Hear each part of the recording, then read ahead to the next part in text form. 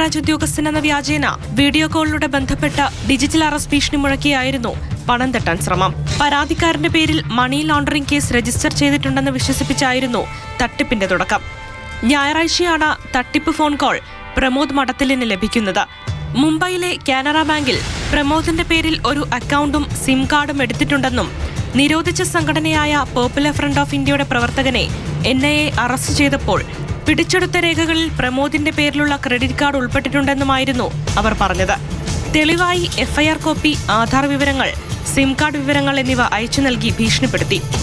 തട്ടിപ്പാണെന്ന് മനസ്സിലാക്കിയ പ്രമോദും ഭാര്യയും Kannur city cyber പോലീസിനെ വിവരമറിയിക്കുകയായിരുന്നു. തുടർന്ന് പോലീസ് എത്തി. സംഭാഷണത്തിനിടെ തട്ടിപ്പുകാർക്ക് യാതൊരു സംശയവും നൽകാതെ കൃത്യസമയത്ത് സൈബർ പോലീസ് ഉദ്യോഗസ്ഥർ കോൾ ഏറ്റെടുക്കുകയും സംഘത്തിന്റെ നീക്കം പരാജയപ്പെടുത്തുകയുമായിരുന്നു. തുടർന്ന് കേസ് രജിസ്റ്റർ ചെയ്ത് അന്വേഷണം തുടങ്ങി. പ്രതിക്കായി Kannur city crime branch police lookout നോട്ടീസും പുറപ്പെടുവിച്ചിട്ടുണ്ട്.